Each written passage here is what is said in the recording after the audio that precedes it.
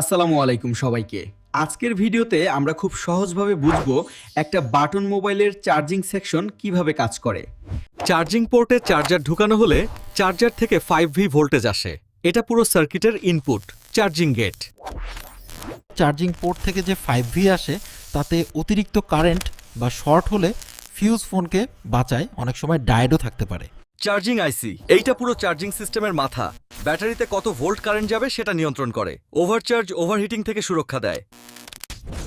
ব্যাটারিতে ধীরে ধীরে চার্জ জমা হয়। ফুল চার্জ হলে চার্জিং আইসি চার্জ বন্ধ করে। সাধারণ সমস্যা: চার্জিং পোর্ট ঢিলা বা নষ্ট, চার্জিং আইসি ড্যামেজ, ব্যাটারি ফুলে যাওয়া, লাইনে শর্ট, কারেন্ট যায় না। এক্ষেত্রে প্রথমে চার্জার ও কেবল চেক করো, পোর্ট পরিষ্কার করো, মাল্টিমিটার দিয়ে ভোল্টেজ মাপো, প্রয়োজনে আইসি বা পোর্ট পরিবর্তন।